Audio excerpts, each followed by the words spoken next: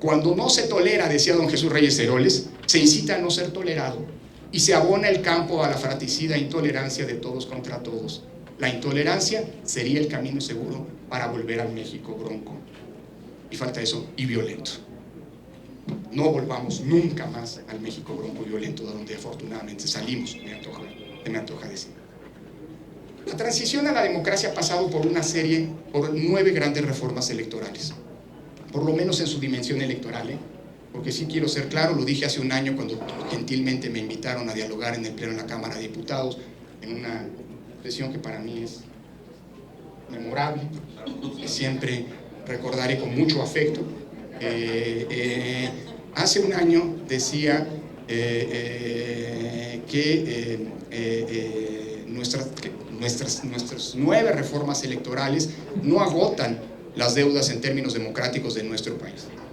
Hoy, lamentablemente, aquella promesa de justicia social, sin la cual una democracia no es plenamente funcional, que alimentó a la Revolución Mexicana hace más de 100 años, sigue siendo una promesa incumplida de nuestro proceso de cambio político. Sin embargo, si en algún ámbito hemos hecho bien, la tarea ha sido justamente en el ámbito electoral. Y con ello no quiero anticipar que no pueda mejorarse lo que hoy tenemos. ¿Cuáles han sido, y no pretendo aquí, hay muchos textos, La mecánica del cambio político de Woldemer, Salazar y Becerra, que explican con mucho mayor claridad de lo que yo podría hacer el proceso de cambio a través de las distintas reformas electorales? Pero una sugerencia de lectura de estos 45 años de cambio constitucional y legal. Una manera de leer toda esta serie de reformas es entender cuál fue la principal necesidad, tal vez no la única, pero la principal necesidad, el primer problema que se buscó solucionar con las distintas reformas en los distintos momentos. Si analizamos de dónde venimos a partir de esta óptica, me parece que podemos identificar 4 grandes etapas de nuestro proceso de transición a la democracia.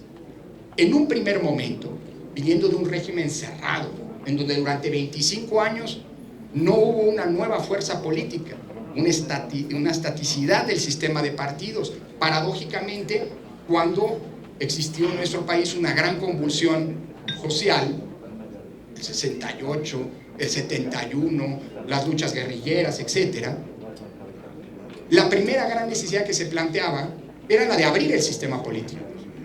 El primer conjunto de reformas tuvo el propósito fundamental de abrir el sistema y por lo tanto permitir la inclusión de distintas fuerzas políticas y permitir su representación gracias a esa figura que es señera de nuestro proceso de democratización y que me parece que todo demócrata convencido debe defender, que es la representación proporcional. En un segundo momento, el nuevo problema que se enfrentó después de la actuación de la CFE, de la Comisión Federal Electoral, por supuesto, en 1988, fue precisamente la necesidad de hacer creíble el sistema electoral.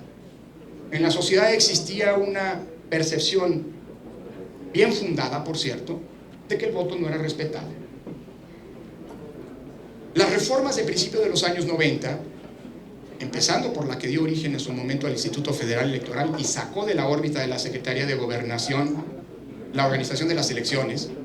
Hay un hoy diputado, prominente diputado, de hecho es el presidente de la Cámara de los Diputados y las Diputadas, que hace 1 año y hace 2 años, no, un poco más de 1 año, hizo una declaración pública diciendo que los tiempos habían cambiado y que era el momento de que la organización de las elecciones volviera a la Secretaría de Gobernación.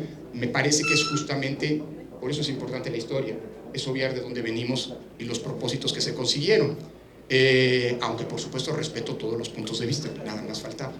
Ese segundo momento de nuestra transición implicó una serie de reformas y cambios tanto a la institucionalidad electoral como a las reglas y a los procedimientos electorales para inyectarle credibilidad, confiabilidad y por lo tanto legitimidad a los procesos democráticos procesados en las urnas.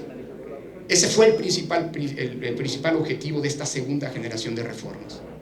Después de la elección de 1994, una elección presidencial que a diferencia de la que le antecedió, no tuvo el grado de contestación que ocurrió en 1988, un nuevo problema se colocó en la agenda nacional electoral.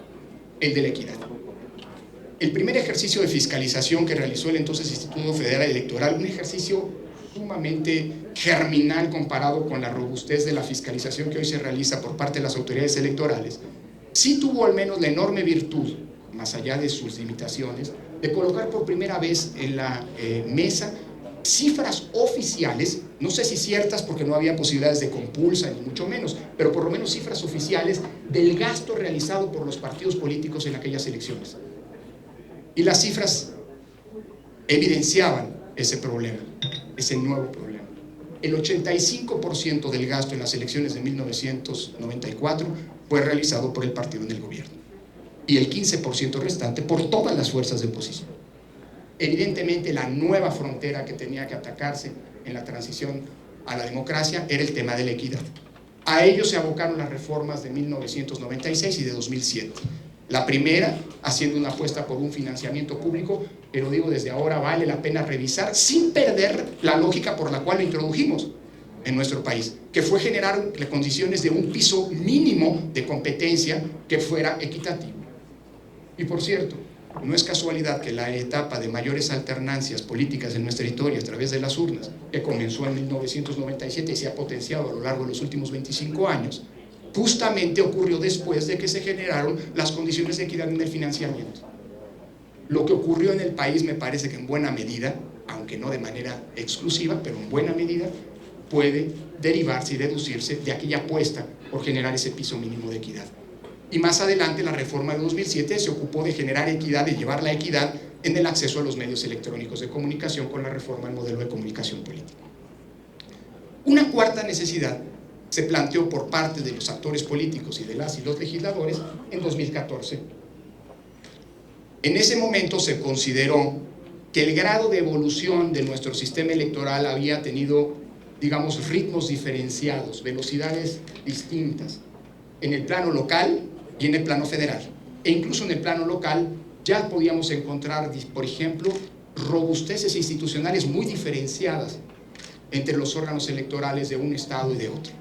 La idea de la última reforma, la idea fundamental, no es la única, pero vuelvo a insistir, todas las reformas han tenido varios propósitos, pero esos son los problemas fundamentales que cada una de las reformas a lo largo de estas etapas buscó resolver. El problema fundamental que se buscó resolver con la reforma 2014 fue el de estandarizar y homologar no solo el diseño institucional, sino también las reglas, los procedimientos y los criterios con los cuales se juzgaban y administraban los procesos electorales a nivel federal y a nivel local en el país. Por eso la reforma 2014 apostó por un sistema nacional de elección. Hasta ahí, se me permite una reconstrucción histórica de la que me apena un poco decirlo, venir aquí a tratar de sistematizarlo, porque aquí muchos de ustedes han sido protagonistas en carne propia y en primera persona de esa historia. Pero bueno, vale la pena recordar, insisto, de dónde venimos. ¿Qué ha pasado? ¿Cómo nos ha ido? ¿Qué balance podemos hacer de nuestro sistema electoral hoy para poder deducir a qué mejoramos? Porque la máxima anglosajona de si funciona no lo arregles, porque eventualmente lo puedes descomponer, pues me parece que tiene que ser la premisa fundamental con la cual analicemos eventuales cambios al sistema electoral. Porque si hay algo que funciona en este país, es su sistema electoral.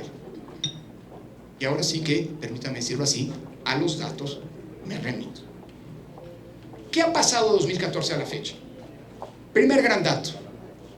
En 2014, seguramente recordarán ustedes, incluso prominentes analistas de la materia electoral, directores de revistas especializadas, etcétera, etcétera, anticiparon que la reforma de 2014 era un masacote que resultaba impracticable y vaticinaron su fracaso.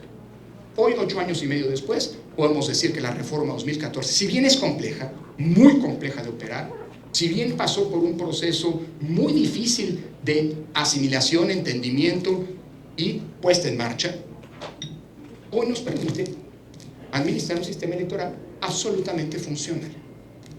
La primera prueba es el número de elecciones que se han organizado bajo este modelo.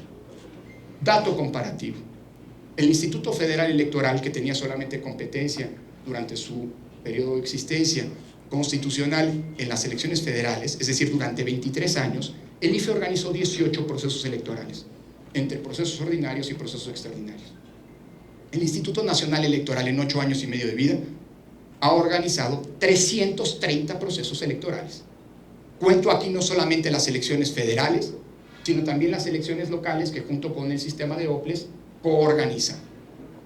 Cuento también las elecciones internas de los partidos políticos que en el marco de la nueva ley el Instituto Nacional tiene que contribuir a organizar. 2 elecciones de dirigencias de partidos políticos, la del PRD en 2014 y la de Morena a través de un esquema de encuestas que mandató a hacer el sistema el Tribunal Electoral en el año 2019. También incluyo aquí los 2 ejercicios de democracia directa a nivel nacional que fueron responsabilidad constitucional exclusiva del INE, exitosos en su organización, que son la consulta popular del año pasado y la revocación de mandato de este año, a pesar del boicot que desde distintas instancias del Estado se fraguó para, espero que no, pero hay quien ha interpretado con el propósito de que el INE no pudiera cumplir con su mandato constitucional. Y en efecto, en la revocación de mandato el INE lamentablemente no pudo, como debía y como quería, cumplir con los parámetros de la ley de revocación de mandato que aprobó el Congreso de la Unión. Pero como ya lo dijo la Suprema Corte de Justicia, la responsabilidad de que ello no fuera así no fue del Instituto Nacional Electoral, sino de los órganos del Estado que debían proveer los recursos necesarios. Y esto lo reitero, por cierto, en una sentencia aprobada por unanimidad luego de la controversia constitucional que presentó el INE y que ahora le impone a ustedes, señoras diputadas, señores diputados, una nueva exigencia constitucional. Si deciden hacer un recorte a lo que en las próximas semanas el INE solicitará para poder llevar a cabo sus actividades el próximo año, incluyendo las elecciones en 2 estados, cuyo padrón electoral es más grande, por cierto, probable del Estado de México, que las 6 elecciones que realizamos este año, y también implicará el arranque del proceso electoral federal de 2024, que comenzará en septiembre del próximo año. Por supuesto que tienen el derecho constitucional, la facultad constitucional para hacerlo. El 74 es claro, pero también ahora van a tener que justificar por primera vez en la historia por qué aplican un recorte. Y lo tendrán que hacer con una justificación, con una motivación reforzada. En fin, por cierto, anticipo, cuando quieran discutir sobre el presupuesto que presentaremos, cuenten con el INE para aclarar cualquier duda al respecto. 330 elecciones, y por supuesto también sumo aquí la Asamblea Constituyente de la Ciudad de México. Ninguna de estas elecciones ha tenido un conflicto postelectoral. Si el sistema electoral no funciona, pues la verdad, honestamente, no sé cómo explicar esta cifra. Pero además, en estos años y en estos procesos electorales, el Sistema Nacional de Elecciones ha propiciado el índice de mayor alternancia política en nuestra historia. Nunca en la historia democrática del país ha habido un periodo de 8 años en donde el índice de alternancia haya sido tan alto como en estos procesos electorales organizados por el INE. El índice de alternancia en promedio se ubica en casi el 63%. Por supuesto que dependiendo del tipo de elecciones, ese índice aumenta. Si tomamos en cuenta las elecciones de gobernadores, de gubernaturas, por ejemplo, tenemos que ese índice alcanza casi el 70%. De 56 elecciones de gubernaturas, en 39 ha habido alternancias, es decir, cambio de partido ganador. Y ese índice se reproduce, insisto, no solamente en el cargo presidencial. La única elección presidencial que organizamos trajo consigo